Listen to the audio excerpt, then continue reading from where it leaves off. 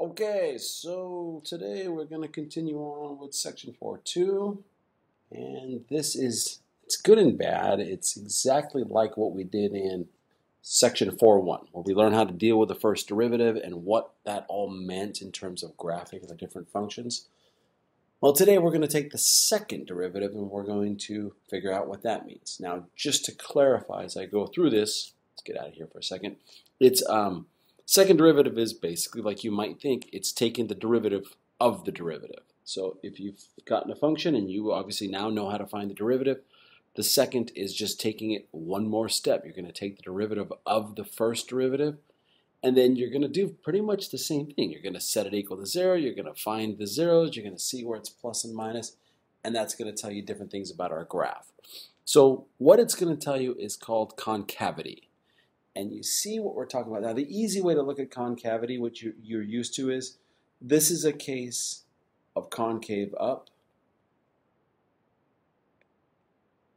and something like this is a case of concave down.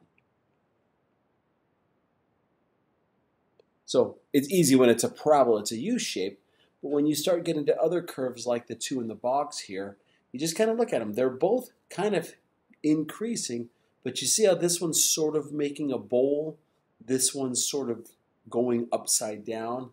Left is concave up, the right is going to be concave down. So that's kind of the example of, like I said, I did it with the parabolas, but you're going to get more functions that look like these right here. Okay? So again, concave up, concave down. So, all right. Now, looking at a few other things here. So on this one, you can see here that it's kind of like a case of, they're telling us the slope of the tangent at A is less than the slope of the tangent at B whenever A is less than B. I don't know if I would say that's the easiest way to explain it, but what they're trying to get at is if the slope is getting bigger and bigger and bigger as you go on from left to right, the slope of the tangent line, notice how it's getting steeper. That's a case of concave up that they're talking about. Okay, now I personally just like to look at it, and that's what you need to be able to do is just kind of see. Here's a concave up graph, and I'll kind of show you another version of this. You can have the same graph start and finish here, but if it goes like this, that's an example of a concave down graph. This one's up, this one's down, just again talking about concavity. All right, it doesn't have to be increasing or decreasing of a function to be concave up or down, because as you saw, both the green one that I just drew and this blue purple one, they're both going up, but it's a matter of, is the slope getting bigger, or of the tangent line, is that getting bigger or smaller as you go?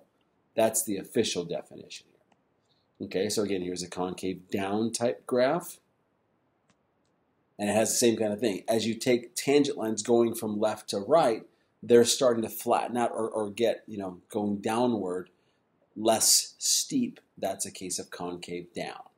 Okay?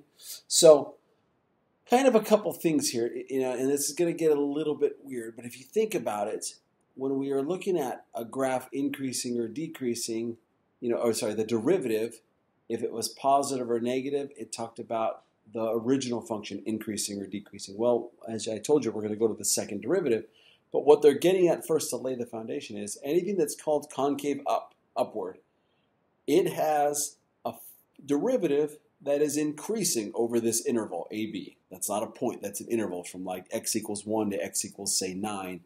If it's concave up, the derivative is getting bigger. If it's concave down, your derivative is decreasing. Okay?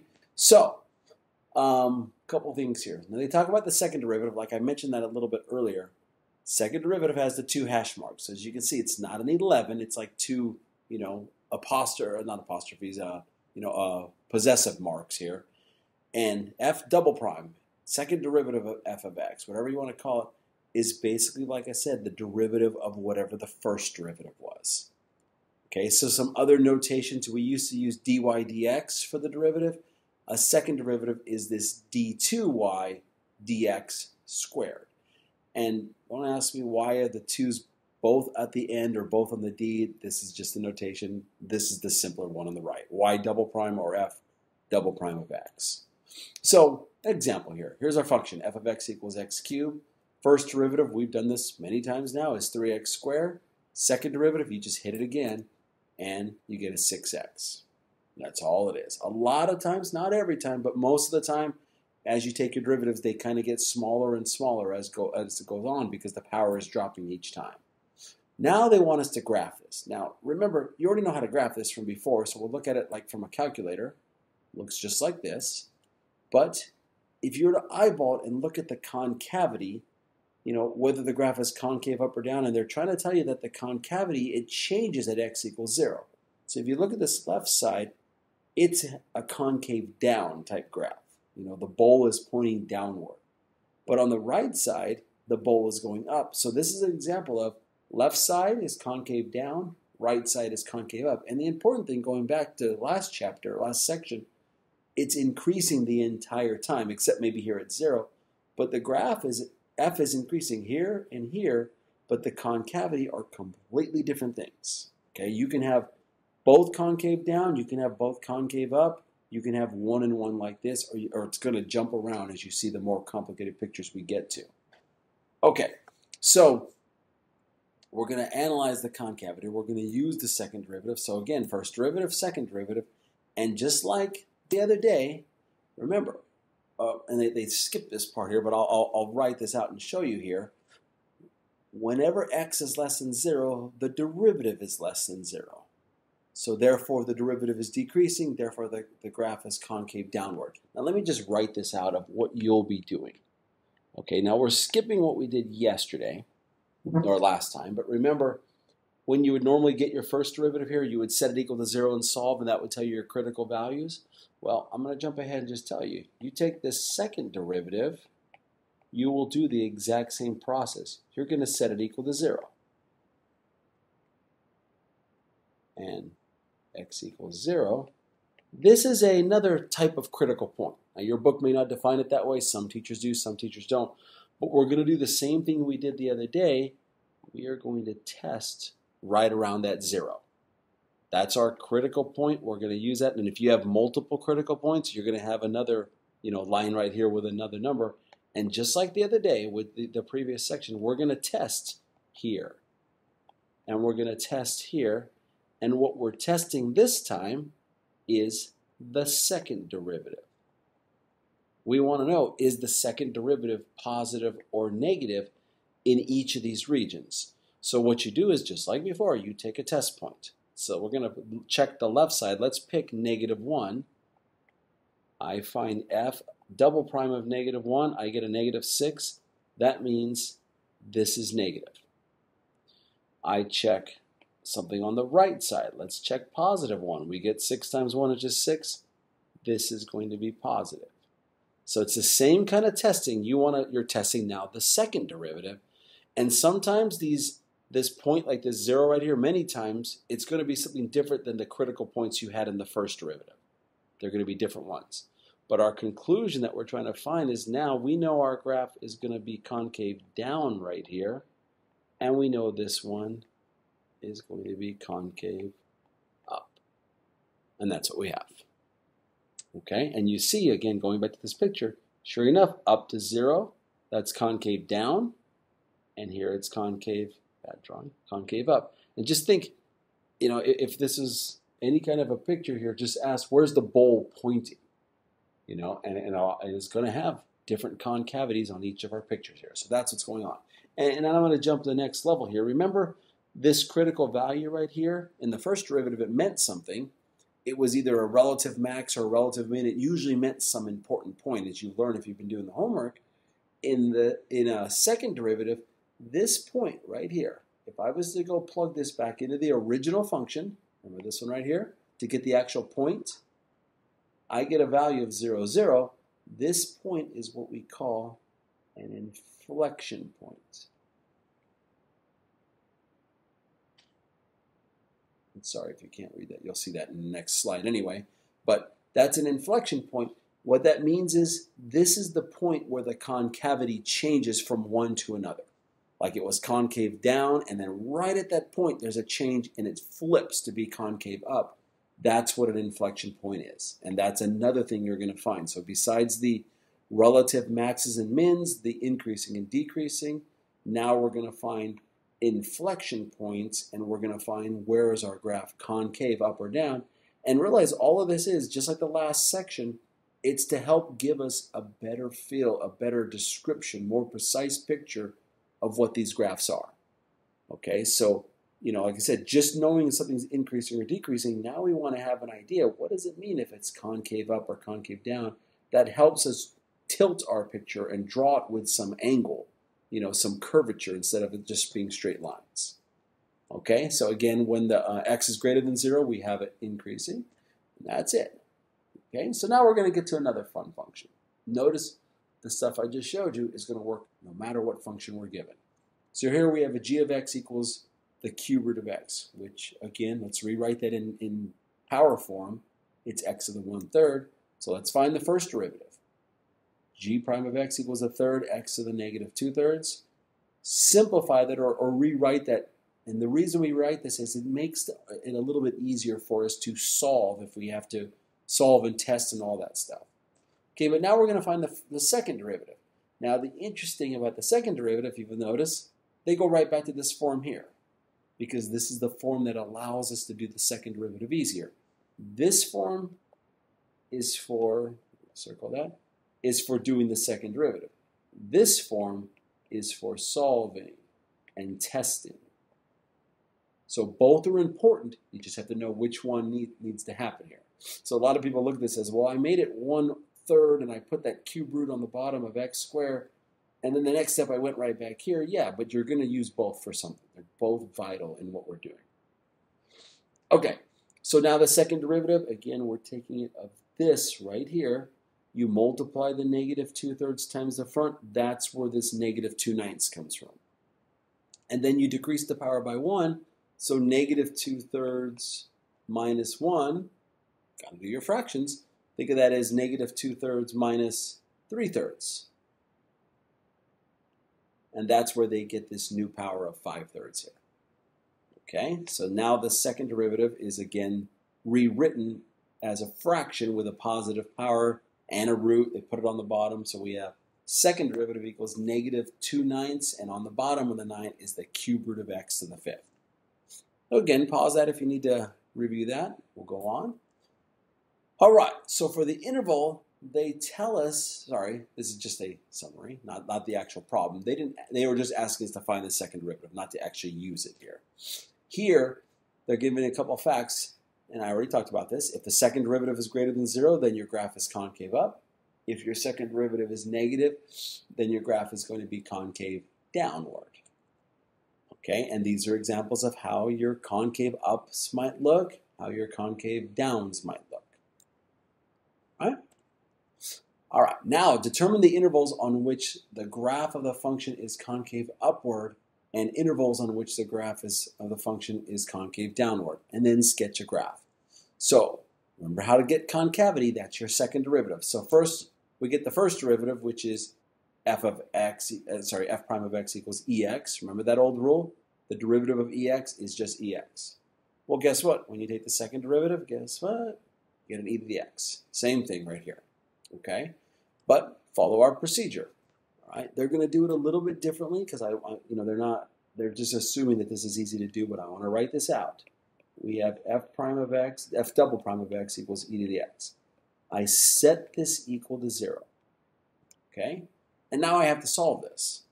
Well, what x makes this 0? So if you try getting your calculator and plugging in any value of x for a power of e, it's kind of tough. Well, remember that rule? We can take the natural log of both sides.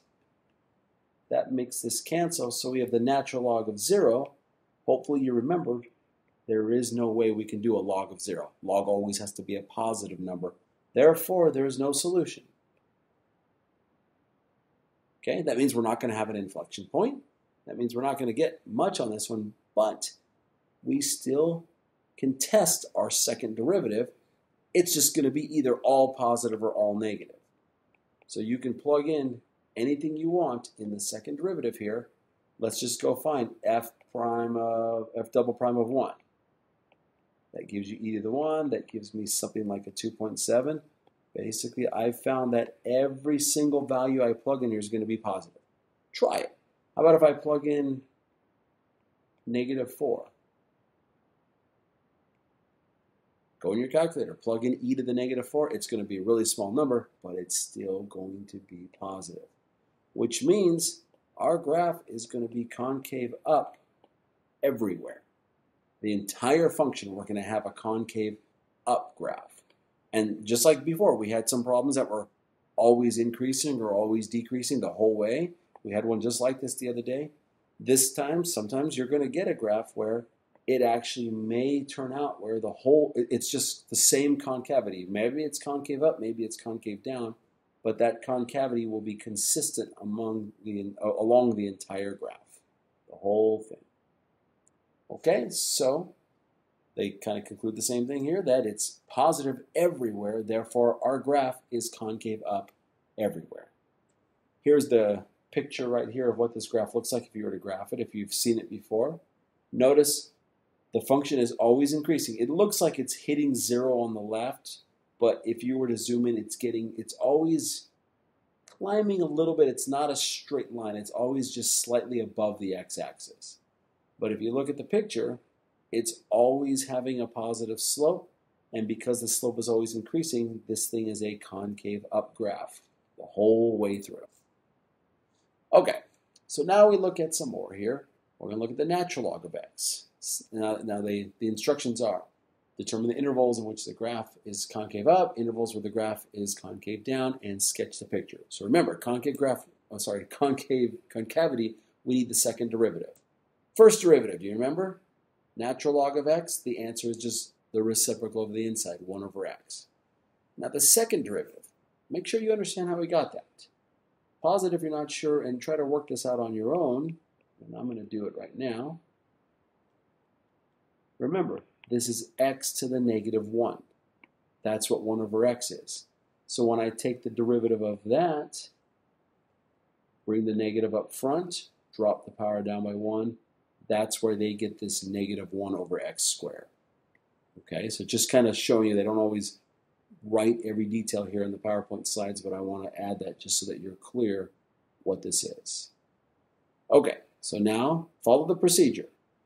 If you recall something we did from the last lecture, we're looking at the domain of h of x. Well, the domain of this is everything above 0. Okay?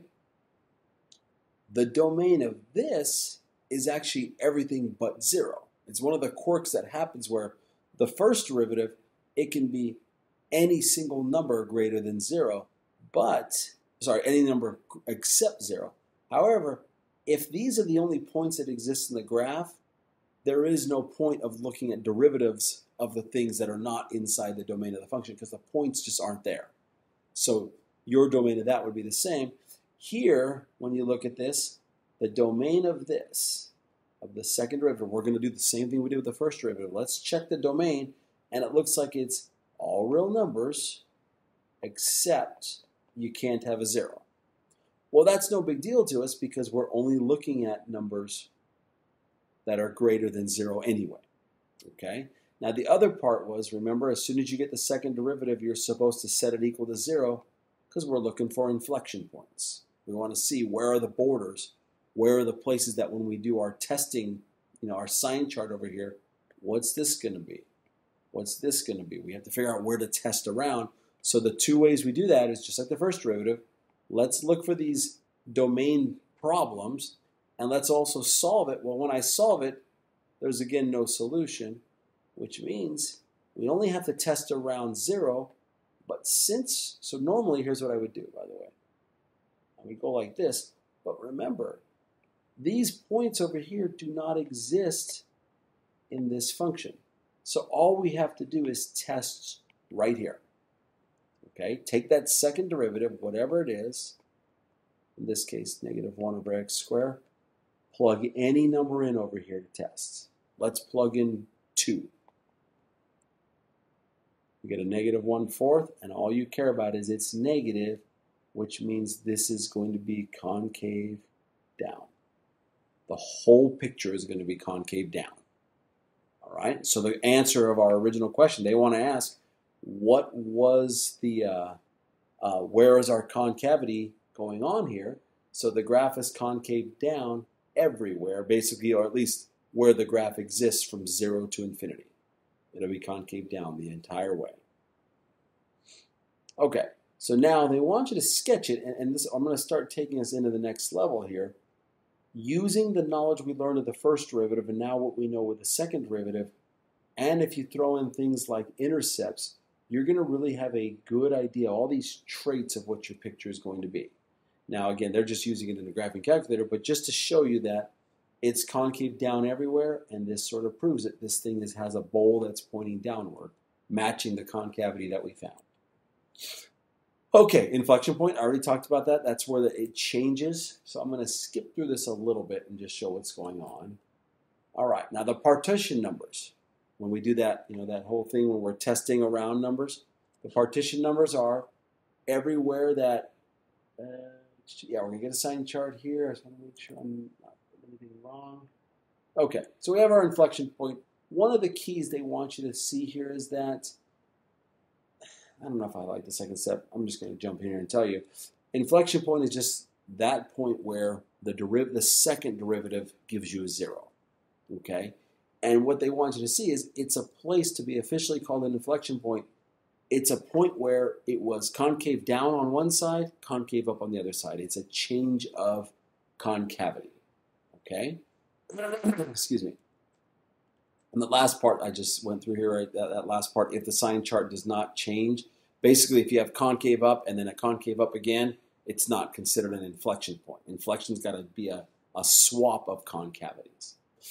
Okay, now all this is leading up to this kind of a problem right here where you have a polynomial, it's got a power of 3, and they're going to get much larger powers soon, and you're going to get, you know, fractional powers, things on the rational functions, all that kind of stuff. But we'll start with one of these, nice little medium problem to begin. So they want us to figure out the inflection points. Well, to do that, you got to get a sign chart for f double prime of x. We have to find the second derivative. So here's the first derivative. Make sure that works for you. 12x squared plus 12x minus 72. Now we take the derivative of that, and we get a 24x plus 12. Okay?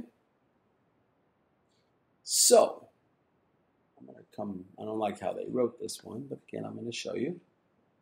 This here is the second derivative. Okay? Your next process would be, let's set this thing equal to 0.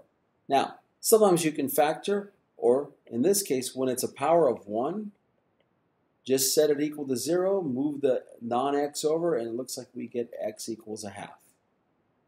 Okay? That's our critical point. It's possible it's going to be an inflection point. If there is going to be an inflection point, that's going to be the only one, so we just have to test around it. Now remember, you guys know a number line. Make sure you know what's on the left and right of negative 1/2. 0 is right here, negative 1 is here. So those are the things I'm going to test. Remember, my second derivative is this. So we're going to plug in the 0, and I get a positive 12. So concave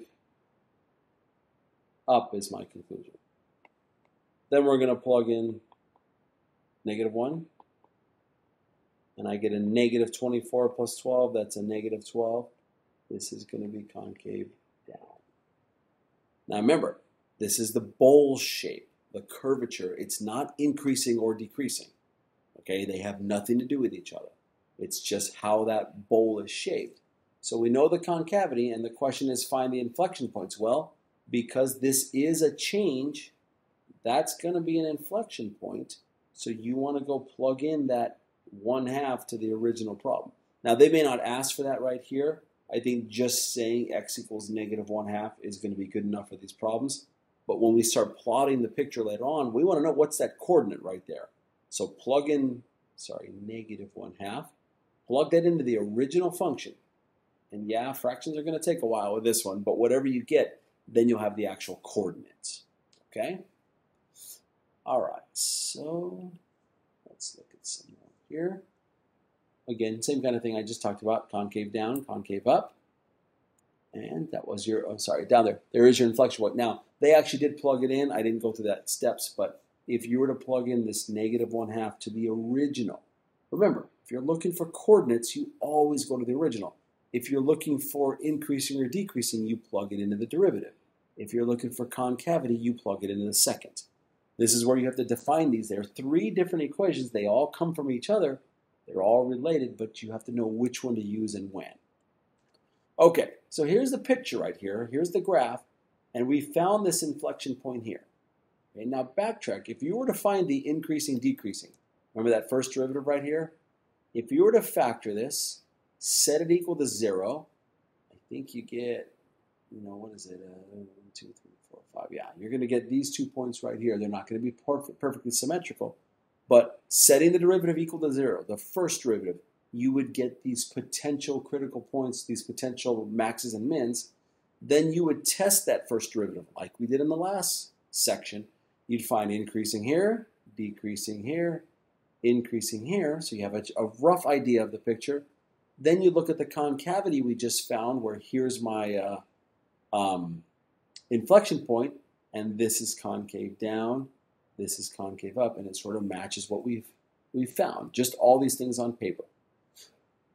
Okay, now the graph of the derivative of a function is shown here. Now, this one, again, we kind of did this last time. This is the derivative, all right? It's not the actual function. It's showing what the slopes are of the different tangent lines. So here's my tangent line right here. Again, the slopes of my tangent lines. When I have a tangent line that's 0, remember, that's going to be a max or a min. Here's another one at 0. That's going to be a max or a min, all right? So kind of things that they're talking about here, but they want you to discuss the graph of the function, the first derivative. So we have to try to, you know, and this kind of probably fit in with that last section. We had a problem like this last time, but going through it here, see how it's, the first derivative is positive and it's decreasing. Now when they say decreasing is, it's going down in value. So right here, it's positive because it's above the axis, but it's going downward, all right? We'll talk about that in a second. And then that means we have a local minimum over there because that's when it's going to stop. It's like our derivative's getting lower and lower, and then it zeroes out, which means it's a horizontal line right there. There's a local min. Okay, then you have an inflection point at -1. Okay, we'll talk about how they get that in a second, what's going on here. But what it comes down to is it's because your derivative is decreasing and then it starts increasing. That's why you get an inflection point. Okay, so a couple more things they talk about. -1 and 1. Sorry, for this interval from -1 to 1, the graph is positive and it's increasing.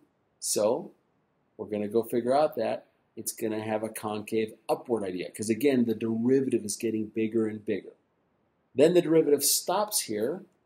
So you're going to have the derivative has a local maximum, but it stops, which means we're turning back down. So now all of a sudden the derivative is decreasing. A decreasing derivative means concave down, and it's going to be all of these right here. So our inflection point is going to be right here at 1. Okay, again, anytime your derivative goes from increasing to decreasing, these max mins of your derivative are inflection points. So think about it. How do you get the max mins of a derivative? You take the second derivative and you see where it has a 0 slope. That's all they're doing. Now, I don't want you to get too wrapped up on this one because we're just starting. We're just kind of getting the hang of it. So you can go back and look at the slide if you need to. I want to focus on literally just starting from the beginning of a graph and using all the traits that we have. Okay? So a couple of things, like I said, I'm not going to give you too much. You can look this if you have to, but I want to get into examples just to show you how it works. So now we get to the important part, curve sketching. Now they're using the graphing technology, but I still want you to understand the main things that you have to do. Okay, so we're going to analyze the function. That's just the regular function. Always going to find the domain, and now we're going to find the intercepts. Now we haven't done that yet so far because it's assumed you already knew how to find intercepts. Remember, let x equals 0 to find the y-intercept. Let y equals 0 to find the x-intercept or intercepts. Those are just some starting points to plot, just to give you an idea where you are. The domain's important, though, because then you don't spend time in places that the graph doesn't exist. All right, so got the intercepts. Now we're going to go to the first derivative, and we do pretty much the same thing. We want to find the partition numbers. Now remember how we find the partition numbers. It's any numbers that are either making the derivative 0 or that doesn't exist in the derivative. They will also be critical numbers if they all have to exist. They have to exist in the original function. That's why that domain is important there. Do our sign chart, find out where it's increasing, decreasing, get our local maxes and mins. Then our step 3 is a new stuff today. We're going to analyze the second derivative. Same thing, find the partitions. And remember, what that means is set the derivative equal to 0, see all the x's that make that happen, and then also check the domain of the second derivative and see what x values don't exist. Those are your partition numbers. You do the sign chart, and remember, anywhere it switches from positive to negative or negative to positive, those are considered inflection points. So all those zeros you got, those are potential inflection points. And then you sketch the graph. You got to put them all together on one picture that you've gotten, and that'll give you the picture. So let's go through this kind of one step at a time on this one. It's not a bad graph, x cubed minus 3x squared. So we're going to look at just the function. Remember, get the derivative, get the domain and get the x and y intercept. So the domain is all real numbers because nothing can hurt this. Every x is going to work. All right, we set the whole thing equal to 0 to get the x-intercept. And this is always going to be the one that's a little bit more difficult because there's more steps, possibly more than one. So you set it equal to 0. If it's anything greater than a power of 1, your rule is get everything on one side equal to 0, and then you factor, and then you set each piece equal to 0. So we get our x-intercepts of 0 and 3. The y-intercept, like I said, is the easy one. You plug in the 0 for x. This is, we already knew this one, it was 0, 0. So to be clear here, just want to make sure, even though they're writing it one way, I like to be a little more specific. I like to see my x-intercept is 0, 3. 0, 0, I'm sorry. And the other one is 3, 0. So you don't forget that's a coordinate, that's a point. Just like this one's here. So when we gather all this info up later, we know how to graph points. Just make sure you know. It's not just 0 and 3, it means the point 0, 0, and it means the point 3, 3. So don't forget the basics of what that is. Okay, now we look at our domain here. And, oh, they left out. Oh yeah, we did the domain, I'm sorry. Did that first. Now we're going to look at the first derivative. So we get the first derivative, it's 3x squared minus 6x. They factored it here, and the reason they factored it is they're thinking about the next step is where you set it equal to 0. But there's two things that happen here. You have to see where this doesn't exist, so you take the domain of that, it's going to be all real numbers. Then you set this equal to 0. Like I said, if it's a power over 1, you need to set it equal to 0, factor it, which is here. You get x equals 0, x equals 2, and these are our partition numbers. And this is what we're going to make the sign chart. Now, we had this issue, remember, on the homework last time? They're almost always critical numbers just as long as these both exist in the original function up here. Since the original function has all real numbers, your critical numbers and partition numbers will be the same. Now we make our sign chart. So, I would like it to be a little bit nicer than what's going on here, but, okay. I think they had a little typo right here. That's supposed to be a 0. But remember what we're doing. We're doing a sign chart here. So we know our partition numbers are 0 and 2. You have a 0 here. You have a 2 here. You're going to test all three regions. Test this, and of course test the last one. And then you have to do each one. Don't assume it's always going to go positive, negative, positive, negative. You need to plug in each one. And remember, when you're testing in the first derivative. So this derivative that we just found, whether it's that one or that one here, you plug in your numbers. So they tested -1 for this region, and they got it positive. That means your graph is increasing there. Then they tested +1, and they get a -3, which means again it is decreasing right there.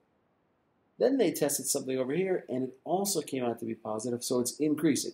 My graph is going to be increasing, then it's going to be decreasing, then it's going to be increasing again. That's what we know about it right now. Okay? So now the other important step, we then have to figure out what those points are, because those are going to be relative maximums and minimums. Okay, so remember, if it's increasing and then it hits a critical value and then it changes to decreasing, that means it's a relative max. So at x equals 0, right here, x equals 0, okay, I see what they're doing. 0 and 2 is what we're looking for. When you plug these into the function, when you plug in 0, you get 0, 0, that's going to be a maximum. Remember, because it's increasing and then it's decreasing, this point is going to be a maximum. Over here it's decreasing and then increasing, so I know at 2 is going to be a relative min. Plug that into this function again, we get 8 minus, sure I'm seeing that right, 8 minus 12, we should get a negative 4. I'll do this quickly. Remember, to get the coordinates, I always go back to the original problem there. Okay, yeah, 8 minus 12, we get a negative 4. So there's my relative max, there's my relative minimum, or local max, local minimum. We know those things about our graph. Okay, so if you kind of keep track, this is why you want to do this all on one sheet of paper, or, you know, together, try to keep it organized. We found on the previous slide the intercepts and the domain. Domain we don't really graph, but we can graph the intercepts. We now have found a couple more points that are the maximums and minimums, and we know where the graph is increasing and decreasing. All right, so this is, yeah, still continuing on, and we know that it's increasing up until 0. It's decreasing from 0 to 2. Remember, these are not points. This is an interval right here. All these are intervals. And then it's back to increasing from 2 all the way to infinity. So we have our maximum minimums. Local max at 0, 0, 0. Local minimum at 2, 2, negative 4. The points we had earlier. All right, now we do the second derivative. Take the first derivative that we just found. Just want to go back and show you that. Remember, that was this 3x squared minus 6x. We take the derivative of that, we get a 6x minus 6, just so you know where in the world they got this from, 6x minus 6. And same process, and this will help. The fact that you have a first and a second, they help each other because you kind of repeat the same process every time. Let's find the domain, well, all real numbers on that one, and now set it equal to 0. So factor it, set it equal to 0, you get x equals 1. That's my only partition number, and now I'm going to do a sign chart around 1. And when I do this sign chart, this is a little more complicated, but I'm just going to do the same thing. I'm going to test on both sides, and remember, now we're testing in the second derivative. This one or this one, whatever you found. So plug in f of 0. Let's see here. It looks like they're testing negative 1. It doesn't matter. Any number on this side, they test negative 1, they got a negative, so it's concave down. Then they test 2, and they get a concave positive, so it's a concave up. So we know on an inflection point is going to be right there at that point of 1. When you plug in 1, oh, so you know it's concave down up to 1, it's concave up after 1, and there's an inflection point at x equals 1. Plug it into the original function, and we get 1, negative 2 as my inflection point. So now we got to put all these together. Okay, 0, 0, local max, it's a 0 and a y-intercept. 1, negative 2 is an inflection point. 2, negative 4 is a local minimum. And the function is 0, that's our x-intercept. And we know it's concave down, we know it's concave up, we know it's increasing, decreasing. We have all these facts, and you see when you put them all together, there's your max, there's your min, increasing here, and a lot of times what I'll do, let me go back and show you, let me get rid of this and just go back one step. You know, pretend we didn't have the graphing calculator, okay? What I normally would do is something like this. Let's just plot these points. We have 0, 0, which we said was going to be a max. We had 1, negative 2, which is going to be an inflection point. I'll just put an I there for now. We have 2, negative 4, which we said is going to be a minimum. We have an x-intercept at 3, 0. So these are all the points we have. And then if you remember, let's see here. Let's go with this one. We knew it was going to be increasing up to 0.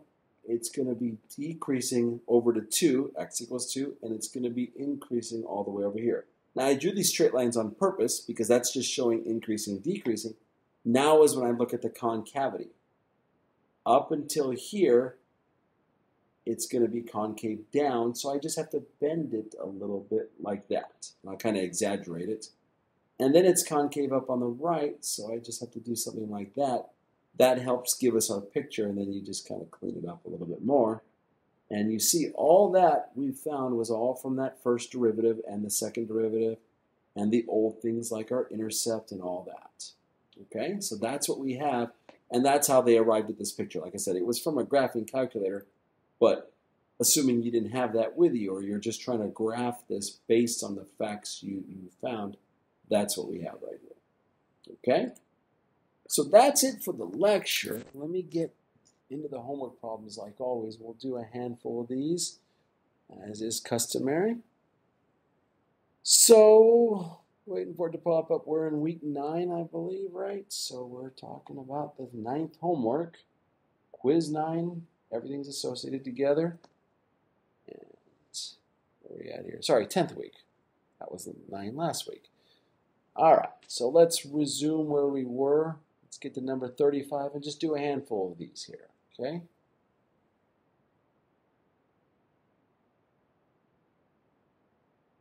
So looking at number 35. Again, if we have to pull up decimals, we can do that. You know, some of these are going to require a graphing calculator, so we'll talk about that. So we have a cube function, 4x to the third. We just want to know whether it's concave up, concave down, or neither on the interval given. Okay, so a couple things here. You know, if you already know how this graph looks, it's not a big deal. But I'm going to pretend we don't, because most of your graphs, you will not know what they look like because they're going to be awkward functions. So let's just do what the process says. First derivative, 12x squared. Now they're only talking about concavity. If you had to graph this, if you had to find, you know, local maxes and minimums, you'd start working with this one. But we just want concavity, so I'm going to jump right to the second derivative, which is a 24x. All right. I set it equal to 0 just to figure out any possible critical values, and I get x equals 0. So this is what I would test around. And remember, we're testing in the second derivative. Well, they're only asking from negative infinity to 0, so this is all they care about. I just have to test here. So pick a value. Well, how about negative 1 in the second derivative? We get negative, sorry for that mess, negative 24. Let me rewrite that a little bit better.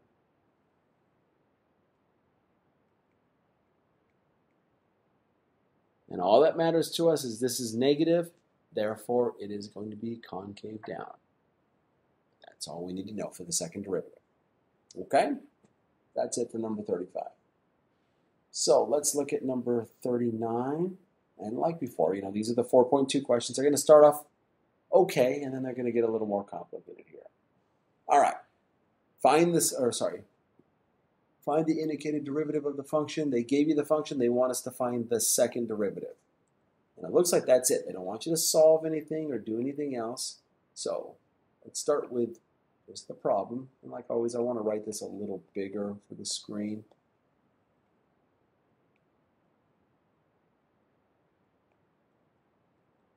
So your first derivative is 16x cubed minus 24x squared plus 7. Your second derivative is the derivative of that, which is 48x squared minus 48x, and that 7 cancels.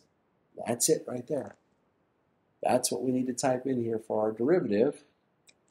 So we get my 48x squared minus 48x.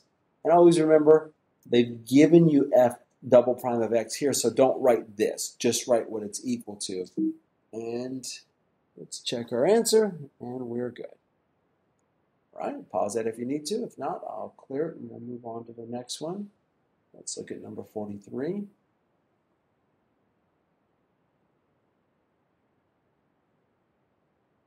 Okay, find the x and y coordinates of all inflection points. So you see they're kind of slowly progressing us to that eventual goal here of what we want. So f prime of x equals x to the 5/3 plus 3. So then you also have to remember, inflection points is from concavity, which is from the second derivative. So I need to find the first derivative. Now the derivative of 3 is gone, so there's nothing there, but remember the rule for derivatives. Multiply the 5/3 in front like we did, subtract 1 from the power, so 5/3 minus 1 is 5/3 minus 3/3. That's where we get the 2/3 power. And now we find the second derivative, which is 2/3 times 5/3. It's a 10/9, and when I subtract 1 from the power, I get x to the negative 1/3. So that basically becomes 10 over 9 cube root of x. Now why this is important, we have the second derivative, but to find the inflection point, we set that whole thing equal to 0. And you're going to find that when you try to solve for x, it doesn't matter what x is. When I have a 10 on top, nothing will happen here, so this is no solution. And when you have no solution on a second derivative, that means there will be no inflection points. If there was, we would set, if we found something here, by the way, we would set it equal to 0, and then we'd have to test around it to see if it's concave up, concave down, or concave down and up. If it changes concavity, then that would be your inflection point. Okay? And just to point out, in case we don't get to do one of these again, they want you to type an ordered pair, so they would want the actual coordinate. So let's just say, for example, I found that instead of a no solution, there was a x equals 5, and I found it was an inflection point. I'd have to plug 5 back into the original, get the y value, and my answer here would be 5 comma whatever I found, if there was an inflection point. Uh-oh. They told me I didn't have one. What did I do wrong?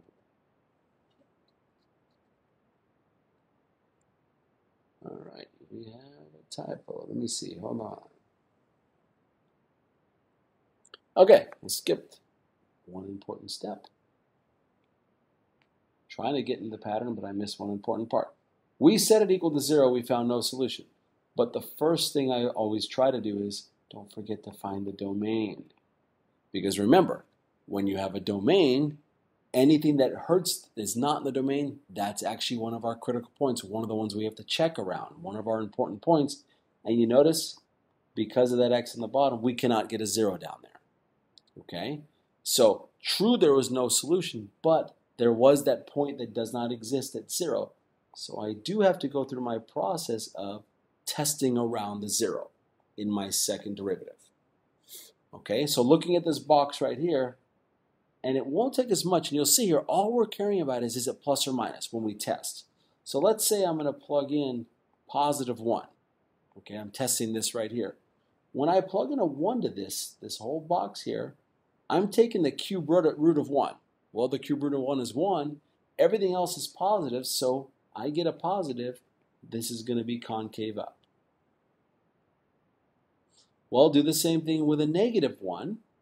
When I plug in negative 1 in the second derivative, the cube root of negative 1 is negative 1. Negative 1 times 10/9 gives us a negative, so we have a concave down right here. Okay, so even though we didn't have a point of a solution here, there was a critical value of 0 because 0 makes the bottom not exist. We tested both sides. Well, even though it didn't exist in the domain of the second derivative, go back to my original function. 0 actually exists there. You can get a 0, so that's okay. So I'm going to go plug that into the original equation. and I just get a 3. So what I know is that point exists. On the left side of 0, 3, it's concave down. On the right side, it's concave up. So I already kind of talked about this. We got to plug in the coordinate right here. This is my inflection point. And let's hope that one's right, and now we have it. So just like the first derivative, it's what x's make this 0. Sometimes it's none. And it's also what x's are not existing in the domain. All of those are considered our partition points. Same thing as the first derivative. If they don't exist in the first derivative, they're not going to be maxes or mins usually. They could be, but they usually are not. In this case, even if it doesn't exist, it could ultimately become an actual point like we showed right here. Okay, so look that over and make sure you're clear. Pause it if you need to. And let's look at number 47.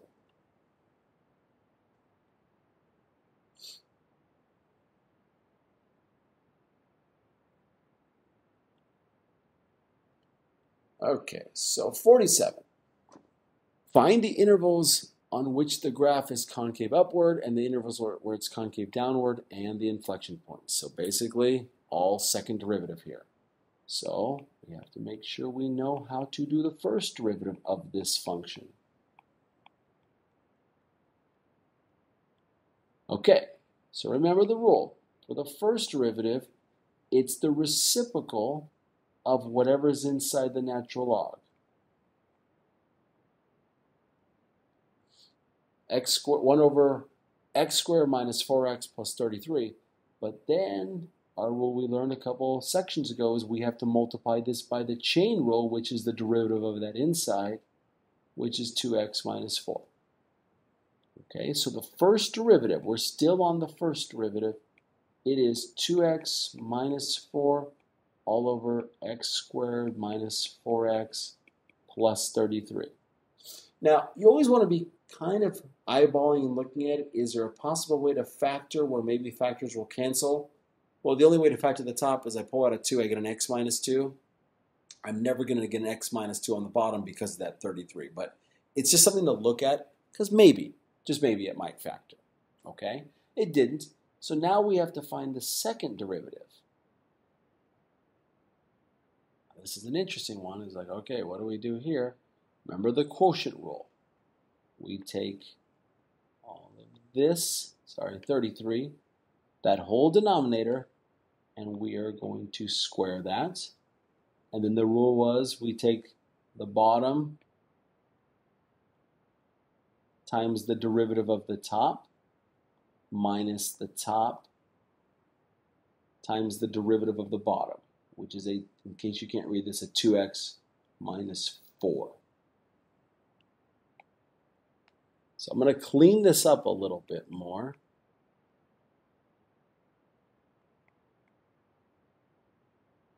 So the bottom doesn't change. It's still the x squared minus 4x plus 33 squared. The top is going to become a 2x squared minus 8x plus 66. That's from me distributing that 2.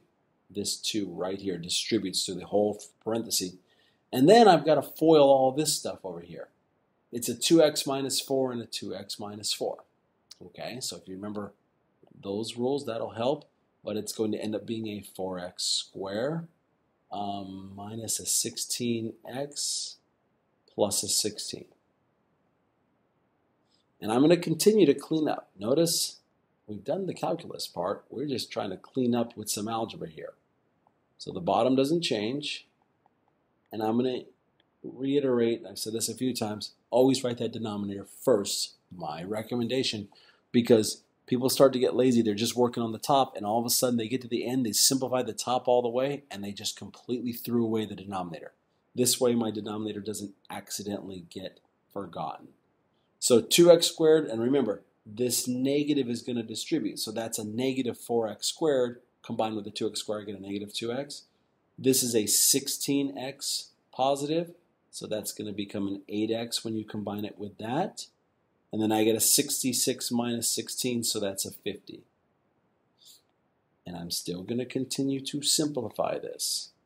Maybe I can pull out a 2 and get an x squared minus negative 2 minus 4x minus 25.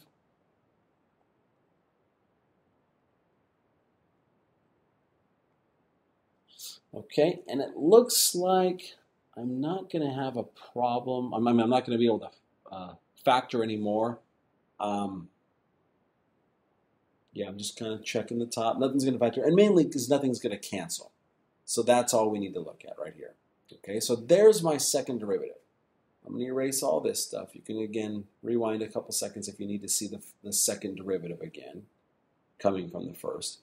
But now, what's the whole point? We need to figure out, where does this graph inflect? Where does the concavity change? What's going on with any of this? Now, the good news is, I'm going to show you a couple of shortcuts here on this problem. We need to set this thing equal to 0, and we need to check the domain. Okay, so first domain. Of the second derivative, there's nothing wrong with the bottom. Okay, and look what I mean. You're never going to get a 0 on the bottom because, number one, well, actually, let me try this.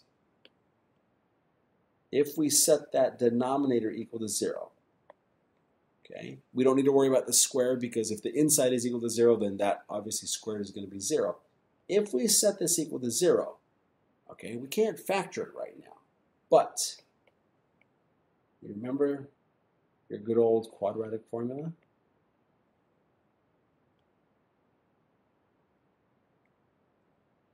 Sorry.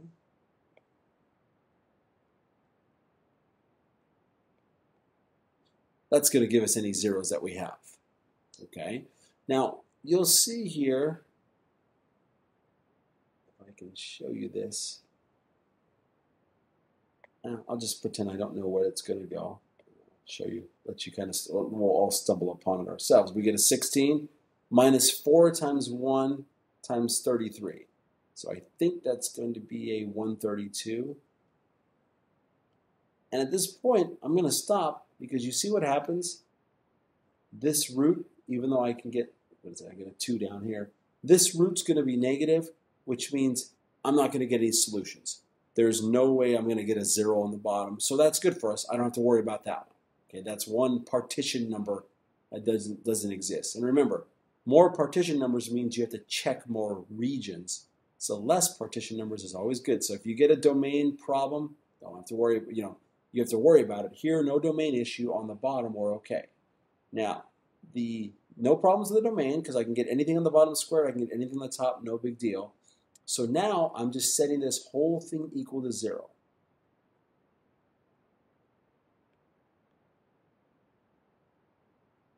Now see this big parenthesis in the bottom? I'm not even going to write it, because, as I said a few times, the only time a fraction is 0 is if the numerator is 0. We don't care about that. If you really want, you can multiply both sides by parenthesis x squared minus 4x plus 33 squared, and you're still going to get a 0 on the left, and everything is going to factor, you're just going to be left with the numerator there. Everything's going to cancel on the bottom. So this is all we need to check for. Okay? Now, if I can factor it, I would, but I can't. I don't worry about this, because I can just divide by -2 to get rid of it. There's no x out front. What I'm worried about is this right here, so I'm going to do the same thing. I'm going to do my quadratic formula.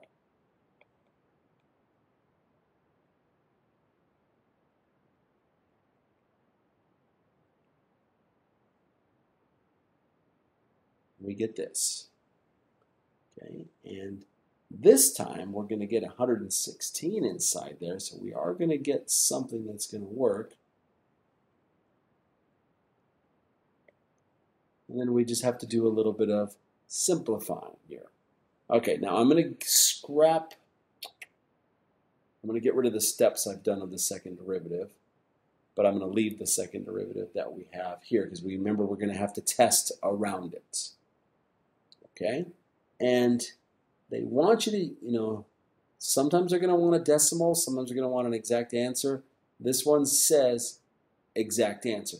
Now the question they asked is, where is it? Make sure, interval notation. So where is it upward? Where is it downward? All that good stuff. So we get a 4 plus, and if I can clean that up a little bit, that 116, I think it's 4 times 29. So I can pull out the 2 and get this. Cancel all the 2's, and we get 2 plus or minus root 29. These are my 2 points. Now, the next part I'm going to say is, don't be afraid to get a calculator. Even though they want exact answers, you want to know about what decimal this is, just so you have an idea when you're testing points.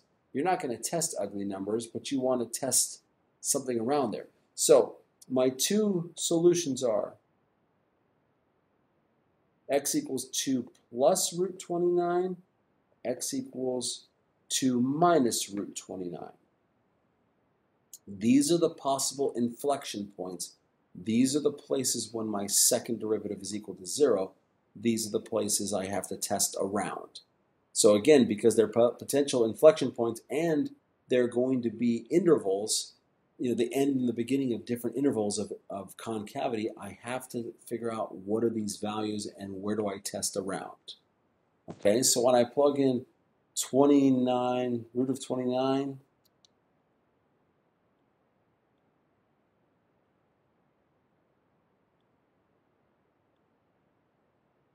okay, and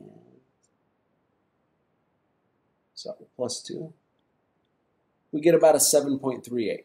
Now, I'm just going to say it's approximately 7.4. So that's going to come for our testing over here. About 7.4. But it is really 2 plus root 29. And then the 2 minus root 29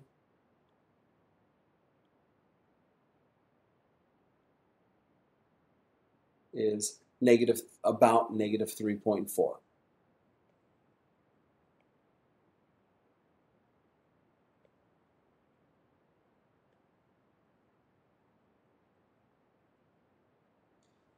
Okay, so I have to test, and remember, we're testing in this derivative right here, this second derivative. Okay, there's 3 regions we have to test. It's not going to be easy, but remember, all we care about is what's the sign of this. Okay, is it positive or negative? Now I want you to look at the thing I just boxed. You see how the denominator has a parentheses squared? Let's just look at that for a second. No matter what I plug in, now I already know, I'm going to test, I'm going to test these points.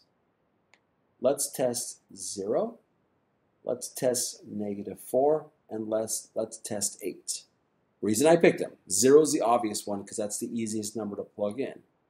I have to pick a number to the left of negative 3.4. Well, I can pick negative 10, negative 20, negative 101.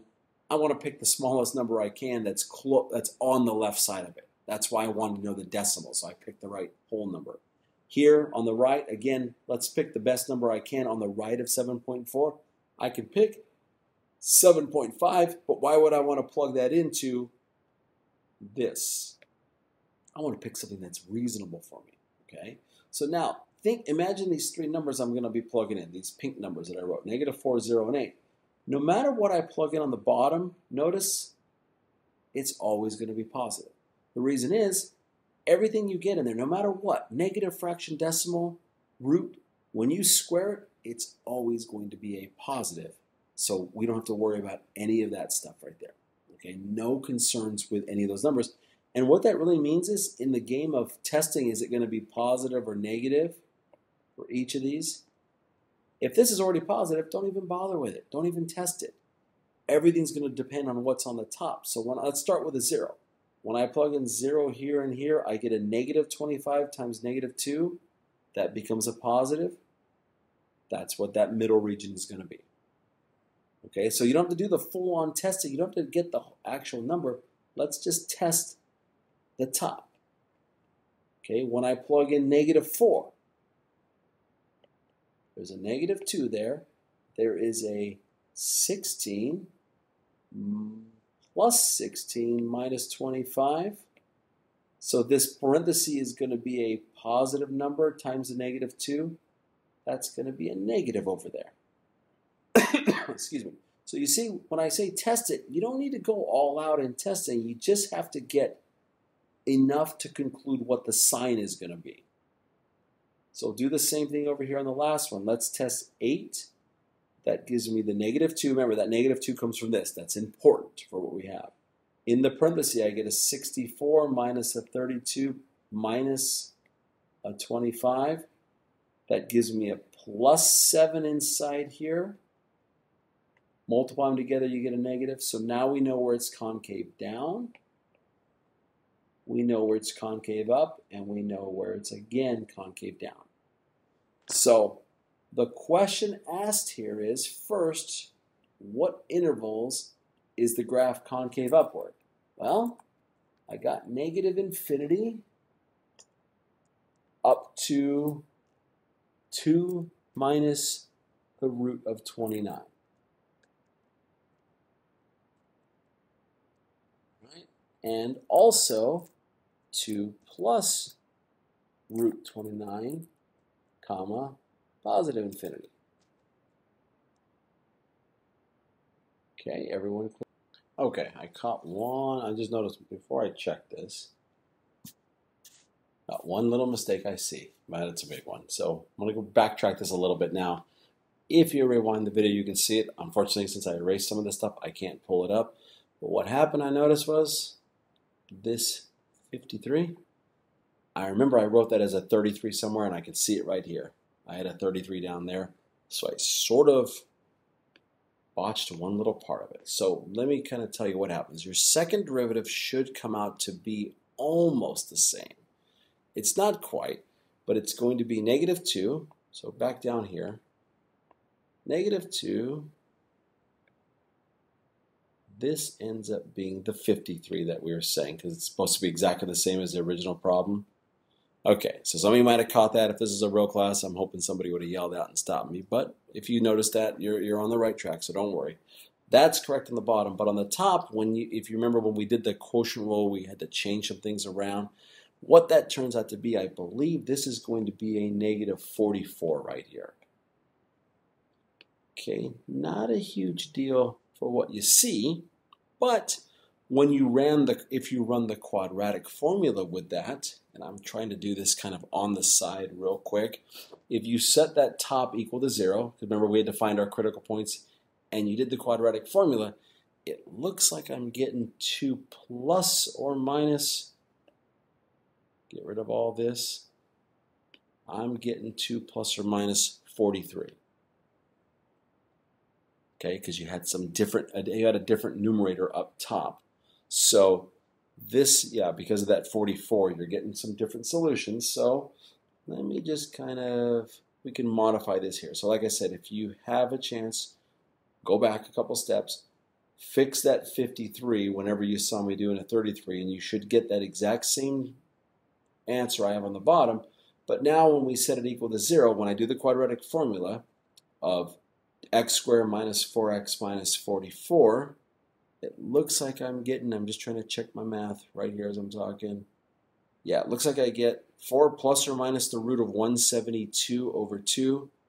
You take the 172, it goes in there, I think, 43 times. So yeah, we're getting a close answer. So I can modify this. So like I said, if you get that quadratic formula right, you can see what happens here. So I'm going to have to change a lot and show you how one error will change a good amount. Sometimes it's better just to start over, but we're going to pick up where we left off here. So my solutions are x equals 2 plus root 43 and x equals 2 minus root 43. So on my calculator here, which I had somewhere, there we go. Okay, so 2 plus root 43 gives me about 6.6.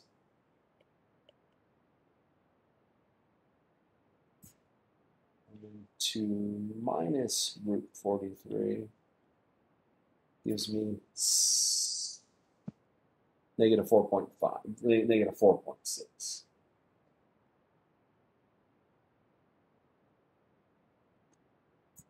Let's make sure I did that right. That didn't look. Yep, that's not exactly right. I'm sorry.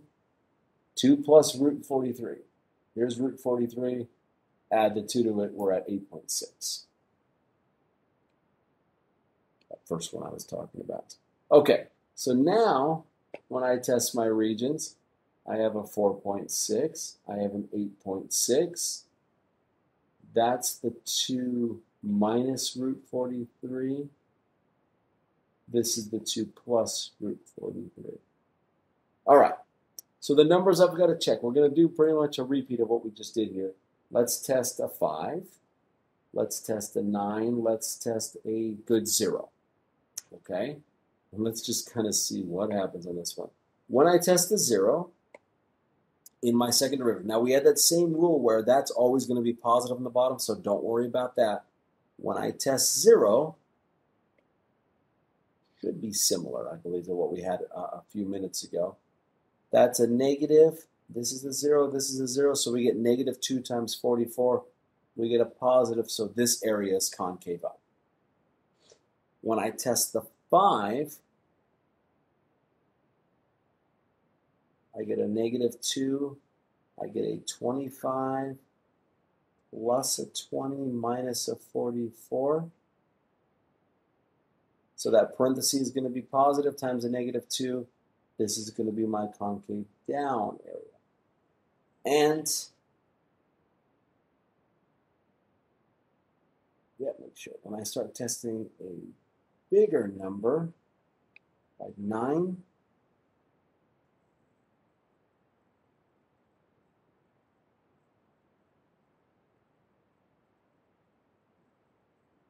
I'm going to get a negative 2 times 81 minus 36 minus 44.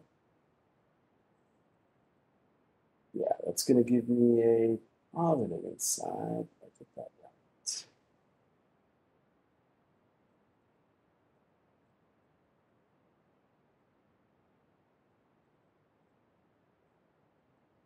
Oh, okay.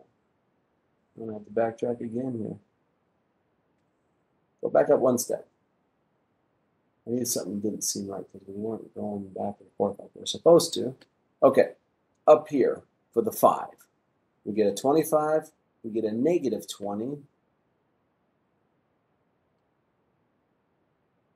We're plugging in a positive 5, so it's 25 minus 20 minus 44. That gives me a negative times a negative. This is actually supposed to be my concave up section in the middle here.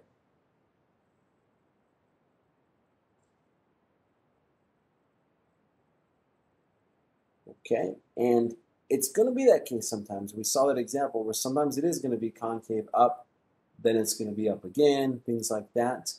And there's another part I'm going to add on here in a second. But back here, we did the 9 earlier, and the 9 is going to be a negative. I know I erased it. I was jumping the gun there, but there's our concave down. Okay, so now we're trying to see here what are the places where it's concave up. Where are the inflection points? So it's going to be concave up this entire region right here. Okay, but another important fact. Oops. We have to make sure we know what the domain is of the original problem.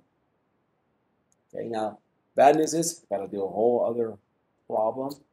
Good news is we can kind of see, we're going to get more practice on what we have to do. Remember, that inside has to be greater than 0. Okay, that's a rule of logs. You can't have any points that are that are less than 0 here. Okay, now the good news is, I believe, I'm just eyeballing this one.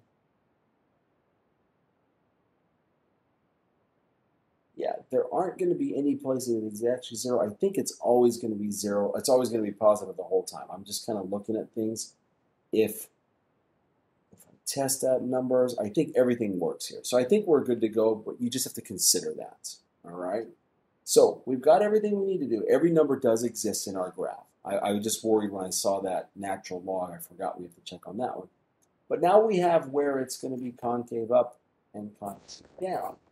Officially, it's concave up everywhere from negative infinity up until negative 2 minus root 43, and then picking right up at 2 minus root 43, all the way up to 2 plus root 43. And I want to make sure we're all seeing that. We have to write these two different groups here. we're talking about this first area from negative infinity up to 2 minus root 43. And then it picks right up at 2 minus root 43 all the way up to 2 plus root 43. What's missing here is that actual point right there. That's what we're not allowed to have because it isn't actually concave up nor down at that exact point. Okay, now there's been a lot going on. I'm not having a lot of faith that this is going to work or not, but we've got the idea of what's going on. Let's just see what they tell me. Okay, they're not going to give me any hint either of what's going on. It may be one of these where I'm just going to be honest and tell you that we need to just probably run this thing back from the beginning. I'm going to tell you, this is an ugly problem overall in it. Don't spend too much on this one. If you need, for example, if you're stuck on 43 and we didn't really get to do it right here, I just want to get to the other ones on this one. But if you need to see it or if you want to get a little more help on it, just email me and I'll work with you directly and just show you how to do this if need be. But I just don't want to make our video more than 2 hours long here. So I'm going to scrap it. You get the idea, though, what we need to find here. Okay, if I didn't make that one mistake, I'm confident we would have been better, but that sort of derailed the whole problem here.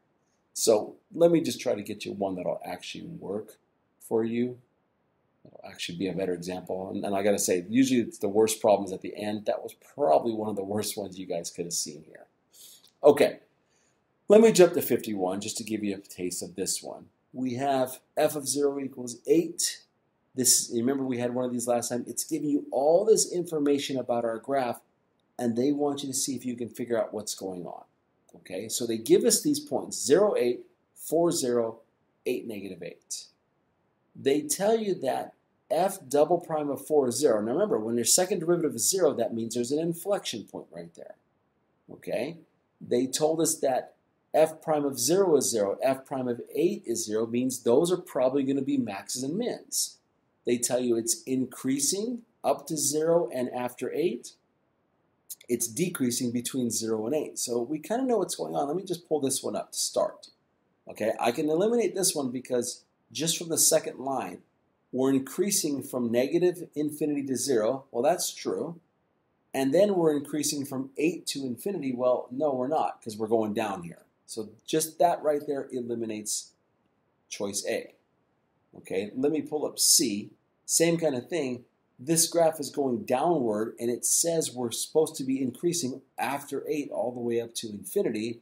Well, here's 8 around here. We're going downward. So that C is out.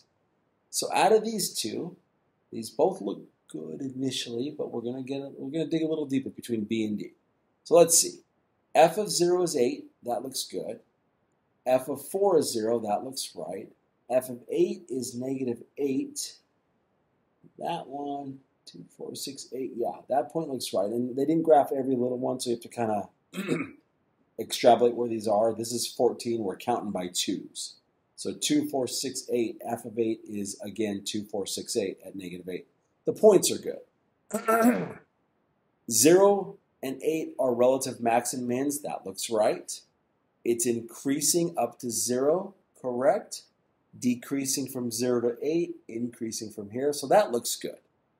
All right. Inflection point at 4. That looks right too. Excuse me. Now they tell us its second derivative is greater than 0 from 4 to infinity. That means we're going to be concave up right here, which we are. And over here it's less than 0, which means it's concave down. This graph looks good. Okay, so before I check it off, let me just pull up B and see if we can find the flaw. Because it's always good not to say, well, they both look good, I'm going to guess. Excuse me. The hope is you're going to find something wrong with them. Well, I can see the first mistake right here. We're supposed to be increasing from negative infinity to 0. We're definitely decreasing. That's all I need. Throw that out. Throw A, B, and C out. We have D.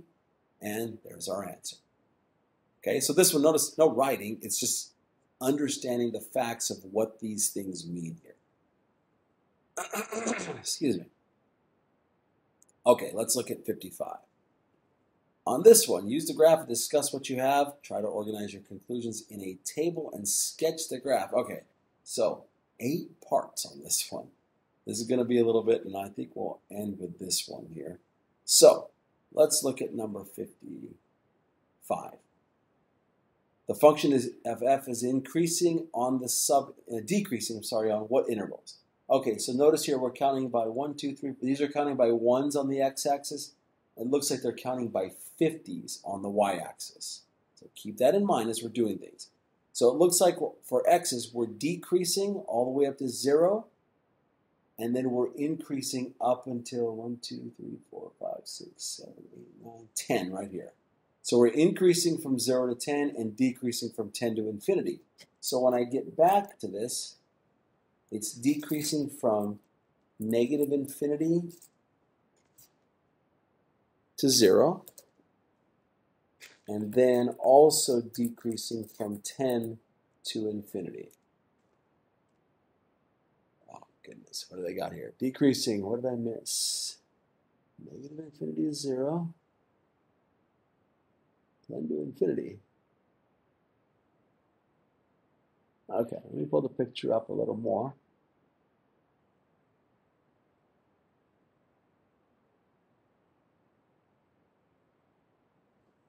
Okay.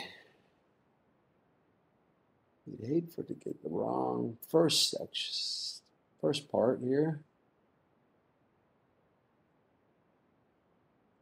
Okay, I see my mistake. It's the same one I did the other day. This is the graph of the derivative. Okay, I don't care for these problems a whole lot because they're not going to be too practical in what we're doing, but we can still make do with them. They're asking based on this. Now remember, this is the derivative function. So where the graph is below, it means we have a negative slope. That's where we're decreasing. If we're above it, we're positive. And anywhere the graph of the derivative is 0, those are going to be our maxes or mins. So what this means is we're increasing all the way up until we get to 1, 2, 3, 4, 5, negative 5. The derivative is above the graph. So everywhere the derivative is below the graph is where we're decreasing. So from negative 5 to infinity, except for that one point at 10 where it actually hits, that's the trick here. From negative 5 up to 10, and then from 10 up to positive infinity, and that's the answer we're looking for. So again, you got to watch out for this. You see I've made this twice, the same mistake, where they're giving us the graph of the derivative. It's not the actual graph of the function. Okay? They're just trying to get you to understand this one. So where is our graph positive? Well, it's everywhere that the graph is higher than 0 is where the function is increasing. So everywhere from negative infinity all the way up to, what do we say, negative 5, there's my increasing part. Okay, so not so bad. Now we have to understand if we have a local maximum. So remember, a maximum is it's a place where our graph is increasing, then it hits it, and then it starts decreasing. The only time that happens is right at negative 5. There's that one. Not so bad once you get to understand the graph. Local minimum is anywhere the graph is decreasing and then it switches to increasing. Well, that never actually happens. We're negative derivative. We never go from a negative to a positive, so therefore we're not going to have a local minimum. In this case right here, let me pull the graph bigger, we're decreasing, and remember this 0 could be a local max or a minimum. This one was a maximum, but this one's not a minimum or a maximum because look at it, it's a 0. Okay, that's the time it could be, but to the left it's decreasing because it's down below. To the right, it's decreasing because these are both negative numbers for the slope. So it's decreasing both ways. It's not officially going to be a minimum nor a maximum. Okay, next step. The graph of f is concave down on what subinterval? So remember what they were talking about earlier is whenever our slope of our derivative, whenever our derivative is going downward, that means think of these as all slopes. Okay, so this is the first derivative. These are our slopes, right? So think of this. My slope is 100. Now my slope is 50. Now my slope is 0. Now my slope is here, here, here. See, it's going down, down, down, down, down. And then as soon as the slope stops and starts turning upward, now we have a new concavity. So think of it this way. If you're looking at the graph of a derivative, As we're going down, this means concavity is downward. Okay? Here, our concavity is neither increasing nor decreasing. Therefore, we have an inflection point. Now the concavity goes up. Inflection point, concavity goes down. Okay? Again, I don't want you guys to get too wrapped up on these last couple problems. Make sure you're solid on the first few, and then this is sort of the next level. It's not the end of the world if you don't have, if you're having trouble translating this graph, because we're looking at a derivative here. But again, wherever the graph is going downhill, that's concave down. Wherever it's going uphill, it's concave up. So they want to know where it's concave down. It's everywhere from negative infinity up to 0. And everywhere from 10 to infinity. I think I'm looking at that picture correct. And then it's concave up in between from 0 up to 10. All right, and our last couple problems, let's see here. Inflection points, yep, we have the one at 0 and 10. Remember, that's not a coordinate. Those are the two different x values that give us inflection points. And the last part, which one's the graph? Okay, so try to look at every single thing they've told us. We're increasing. Oh yeah, so we're only increasing in the beginning of the graph up to -5, and then we're pretty much increasing everywhere else. So look at this graph. This is increasing up to -5 and then decreasing everywhere else. This one is increasing here, but also increasing here. So this is definitely out. We're going to throw out B. This one is also wrong because we're supposed to be increasing at the beginning, but we're decreasing. And this one also, we're supposed to be increasing and we're decreasing. Just by that alone, that's my only choice that I see, and we have that one. Okay. Like I said, don't get too wrapped up on those last couple problems. I'm going to hold it here. If you have more questions, let me know. I want you to really focus on the first, what are we at here? The first 40, 50 problems, we'll say, of what we've done. If you get a little bogged down by these, don't spend 30, 40 minutes, an hour on these. Try it. If you're getting stuck, skip it. Don't worry about your homework grade. It's set pretty low where you don't have to have a high grade to take your quiz on this one. But if you get stuck, let me know. If you're hitting Sunday night and you're realizing I can't get these last 5 or 6 and that's holding me up from taking the quiz, let me know and I'll up your grade a little, or I'll lower down the level and release the quizzes for you. Okay. So work on these. The main gist of it is that last slide of the PowerPoint. Let me pull that up again just to show you, to make sure you know this, that little summary that we had. Where did it go? This procedure. Analyzing the function, analyzing the first derivative, the second derivative, and then doing the sketching. These 2 slides tell a lot. So, look those over again. Make sure you understand these first 2 steps, these second 2 steps, and then you're going to be good to go. That's the main gist of these first 2 sections. Okay, long video. Sorry about that. We will talk again next time. We'll jump in with 4.3. So let me know if you have any questions. Have a good one.